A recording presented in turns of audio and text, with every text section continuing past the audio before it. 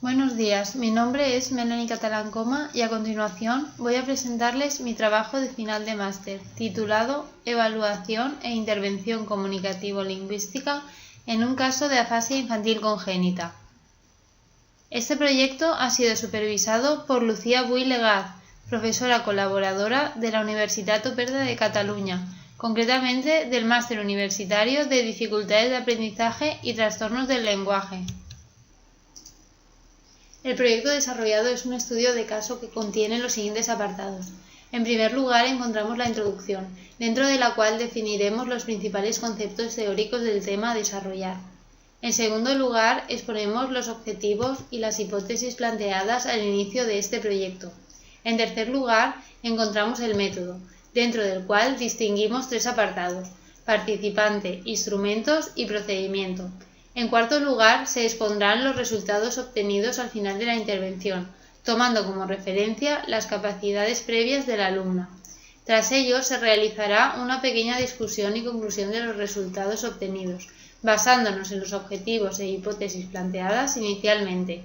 Para finalizar, se incluyen las referencias bibliográficas y los anexos. Cuando hablamos de afasia nos referimos al conjunto de casos de perturbación del lenguaje que afectan tanto a la comprensión como a la expresión de los signos verbales. Estos están determinados por lesiones cerebrales focales, pero son independientes de toda lesión de los órganos periféricos de ejecución y de recepción.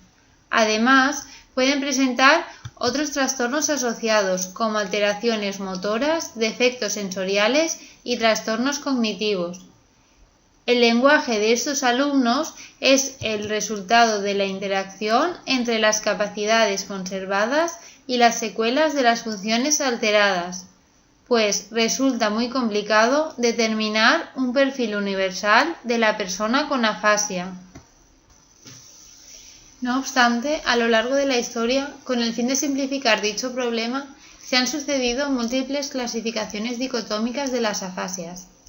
Las más conocidas son las reflejadas en la siguiente tabla, entre las que cabe destacar la expresivo-receptiva determinada por Weinsbuch y McBride, la motora sensorial de Wernicke, la dicotomía fluente-no fluente de Benson y la anterior-posterior de Gopland y Kaplan. Cada uno de estos tipos de afasia conlleva unas características comunicativo-lingüísticas muy dispares entre sí. Además, tradicionalmente también se ha considerado que existen diferencias entre las afasias en adultos y las afasias infantiles, clasificando estas últimas como afasias no fluidas, con una mayor frecuencia de lesiones cruzadas y una mejor recuperación. No obstante, algunos investigadores como Paquier, Cretin o Van Borsel han llegado a la conclusión de que la afasia infantil es similar a la afasia en los adultos. Asimismo, en función del momento de aparición de la lesión, podemos distinguir diferentes tipos de afasia infantil.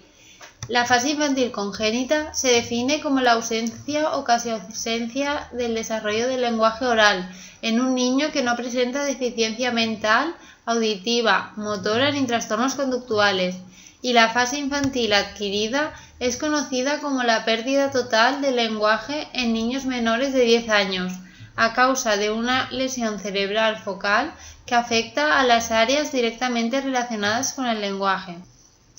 Mataró-Serrat distingue tres tipos de lesiones en la afasia infantil congénita, según su origen prenatal, natal o postnatal.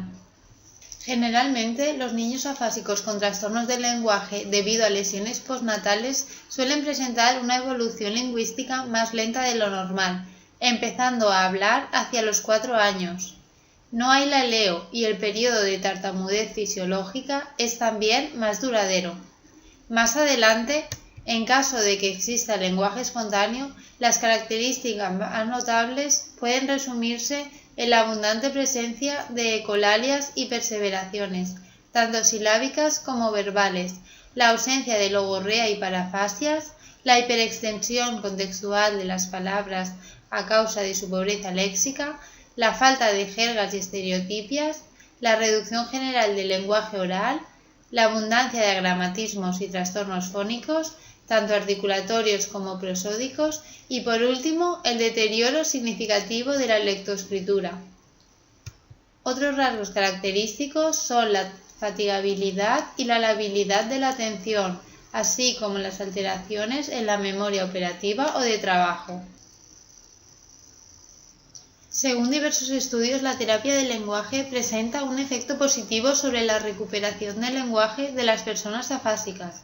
En el estudio realizado por Basso en el año 2003, pacientes afásicos que se encontraban en momentos distintos de su recuperación fueron sometidos a 3 exámenes y tuvieron un tiempo medio de postinicio de 5 años. Todos los sujetos fueron tratados entre el primer y segundo examen, y ninguno recibió tratamiento entre el segundo y el examen final. Los resultados demostraron que los sujetos se recuperaron significativamente entre el primer y el segundo examen, pero no hubo más cambios significativos entre el segundo y el tercer examen. Además de ello, determinaron que el diagnóstico y la intervención temprana resultan determinantes para el desarrollo general de sus competencias, de manera que, mientras más intensa y temprana sea la intervención, más evidentes serán sus resultados.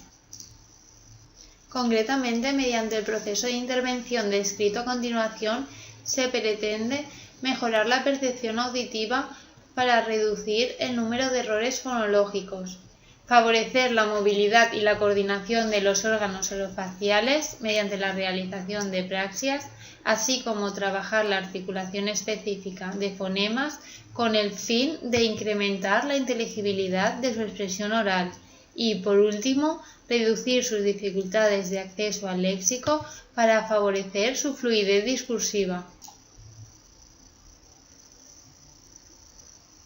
En este estudio se ha trabajado con una alumna de 8 años y 5 meses que presenta afasia derivada de una encefalitis congénita de origen infeccioso con retraso psicomotor asociado. Asiste al centro ordinario desde tercero de educación infantil, pero desde el curso 2014-2015 dispone de un dictamen de escolarización combinada, asistiendo 3 días al centro específico y 2 días al centro ordinario, integrada en el aula de primero de primaria. Las medidas adoptadas hasta el momento, además de la modalidad de escolarización, han sido la repetición extraordinaria del último curso de infantil y la atención de los especialistas de pedagogía terapéutica, audición y lenguaje, educadora y fisioterapeuta. Del informe psicopedagógico y logopédico del pasado curso académico cabe destacar los siguientes aspectos. Respecto al desarrollo anatómico, fisiológico y motriz, es capaz de desplazarse de forma autónoma en su silla de ruedas, aunque necesita supervisión. Muestra dificultades en la motricidad fina y presenta mucha hipotonía a nivel general del cuerpo. En cuanto a su desarrollo cognitivo, los resultados de la escala verbal y manipulativa Weisley de inteligencia para niños revisado muestra un gran desnivel entre las ejecuciones verbales y manipulativas, y por tanto no se puede valorar el coeficiente intelectual global de la alumna mediante esta prueba. Se recurre entonces al test de inteligencia no verbal Raven, los resultados del cual sitúan a la alumna en un percentil de 25, de manera que su capacidad cognitiva es media-baja. Respecto al desarrollo socioafectivo, muestra un bajo nivel de autonomía en las actividades de la vida diaria. En el ámbito adaptativo, realiza demandas relacionadas con las necesidades básicas mediante gestos, sonidos o vocalizaciones que en algunas ocasiones resultan ininteligibles. Respecto al desarrollo lingüístico, la comprensión del lenguaje no se ajusta al nivel correspondiente para su edad cronológica, aunque es superior a la capacidad expresiva. Presenta una semántica muy concreta y pobre, con dificultades de acceso al léxico y alteraciones articulatorias, tanto fonéticas como fonológicas. Muestra un habla telegráfica. También se observan dificultades a la hora de repetir palabras y oraciones cortas. Generalmente utiliza el lenguaje para llamar la atención del adulto o en menor frecuencia de los compañeros. A ello cabe añadir que presenta timidez y el grado de implicación y colaboración en las tareas varía notablemente. Así, para suplir todas estas dificultades, este proyecto parte de la elaboración de un instrumento de evaluación de elaboración propia al que hemos denominado Test de Evaluación Global de Rendimiento Comunicativo Lingüístico, con el cual se pretende desarrollar una exploración clínica detallada de las características lingüísticas de la alumna para determinar la gravedad del trastorno y establecer unos objetivos de intervención ajustados a sus necesidades. Este consta de 2 documentos, uno para la administración de la prueba y otro para el registro de las respuestas proporcionadas por la alumna. Asimismo, en él se tienen en cuenta los siguientes aspectos. En primer lugar, se evalúa la percepción auditiva, en la cual se valora el grado de reconocimiento de diferentes sonidos del entorno, así como su conciencia fonológica en sílabas y palabras. En segundo lugar, la expresión verbal, dentro de la cual se evalúa la competencia conversacional de la alumna a partir de las muestras del lenguaje espontáneo. También se evalúa su capacidad articulatoria, tanto en expresión espontánea como en repetición, así como la denominación de imágenes relacionadas con su entorno más próximo, la asociación de palabras y la emisión de series automáticas, vocales, días de la semana y números. En tercer lugar, se evalúa la comprensión verbal, señalando por una parte personas, objetos y acciones indicadas verbalmente. También se valora el seguimiento de órdenes de complejidad gradual y tiene en cuenta la capacidad para comprender oraciones afirmativas, negativas y otras que contienen términos espaciales. Por último, se incluye una evaluación no verbal complementaria en la que se valoran, por una parte, las praxias bucofonatorias desarrolladas tanto por imitación como por orden expresa, y por otra parte, las capacidades previas imprescindibles para la adquisición del lenguaje, tales como la percepción, la atención y la memoria visual y auditiva. Para la intervención nos hemos basado en el modelo interactivo de Montfort y Juárez. Se trata de un modelo desarrollado a partir de 3 niveles de intervención. Para este caso nos hemos basado en el primer nivel, que parte de 3 tipos de instrumentos: los ejercicios dirigidos, las actividades funcionales y los programas ambientales de intervención a través de la familia. El procedimiento parte de 3 fases. La primera consiste en la administración del test de evaluación global de rendimiento comunicativo lingüístico. La segunda fase se fundamenta en el programa de intervención basado en el modelo interactivo de Montfort y Juárez. La tercera fase consiste en la nueva administración del test de evaluación inicial, poniendo especial atención a los progresos obtenidos en los diferentes contenidos trabajados en la fase anterior. El proceso de evaluación se desarrolla durante la tercera semana del mes de noviembre, en un total de 3 sesiones de una duración de 30 minutos cada una.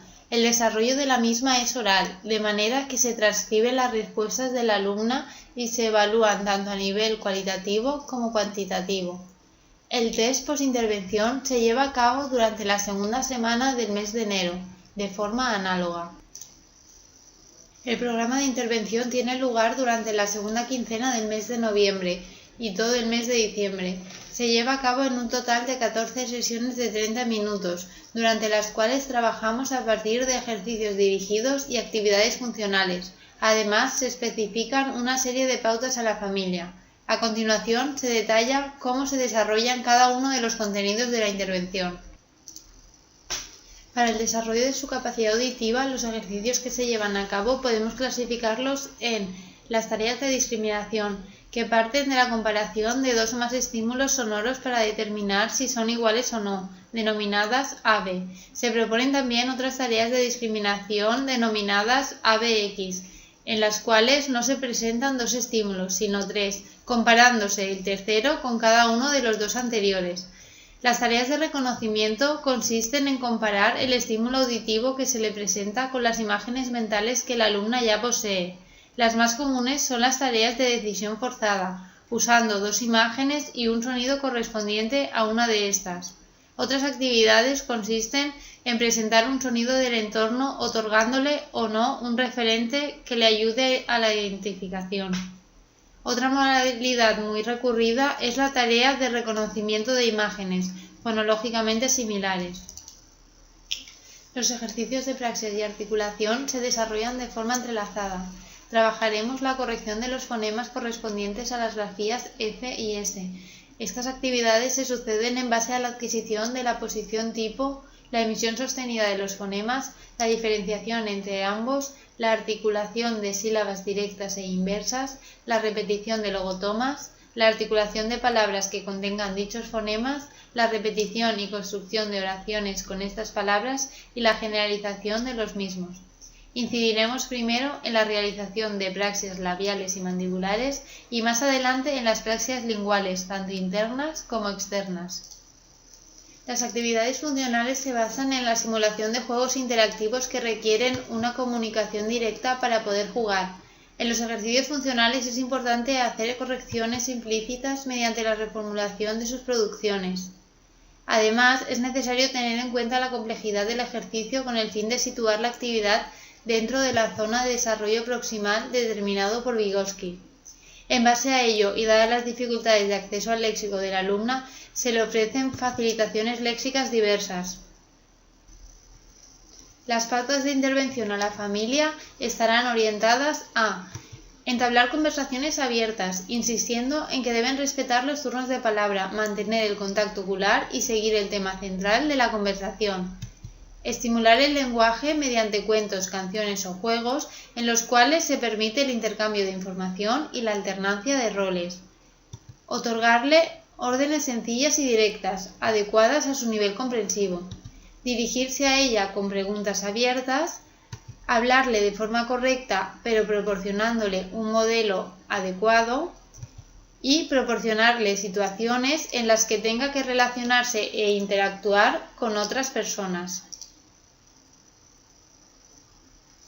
En esta tabla se presentan los valores obtenidos en cada una de las pruebas que constituyen el test global de rendimiento comunicativo lingüístico antes y después de la intervención.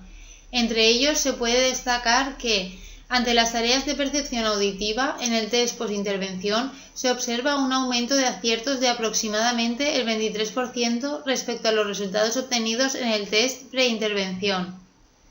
Los resultados de las pruebas de evaluación semántica obtenidos en la primera administración del test en la tarea de denominación muestran aproximadamente el 50% de aciertos y en la identificación el 66%. En el test postintervención, dichos porcentajes aumentan a 74 y 91% respectivamente. Respecto a la comprensión de oraciones que incluyen conceptos espaciales, en la primera evaluación obtiene una puntuación del 16%, pero en la segunda esta cifra asciende hasta 67% de aciertos. Los mayores progresos se han observado en la discriminación auditiva de fonemas, hecho que ha contribuido a la disminución de dislalias fonológicas, la mejora de la movilidad y coordinación de los órganos orofaciales y la articulación de los fonemas correspondientes a las grafías F y S han hecho que la inteligibilidad de su habla haya mejorado ligeramente. También se han denotado mejoras en la denominación y reconocimiento de nombres de acciones cotidianas como son las relacionadas con la alimentación y el entorno próximo. El hecho de trabajar diariamente este vocabulario ha contribuido a la mejora de acceso al léxico y a su evocación. El trabajo presenta algunas limitaciones. Por un lado, la falta de tiempo, debido a que la evolución lingüística es muy paulatina.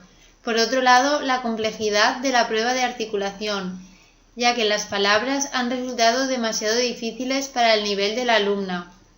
En base a ello, es conveniente seguir con la intervención planteada y administrar el test pasados 6 meses para determinar cuál ha sido su progreso.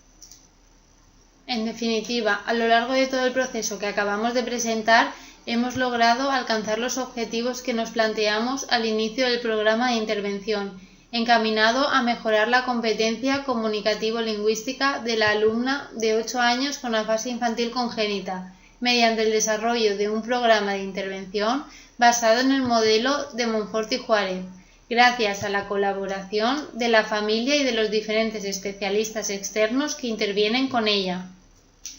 A continuación se especifican algunas de las referencias bibliográficas utilizadas para llevar a cabo este estudio.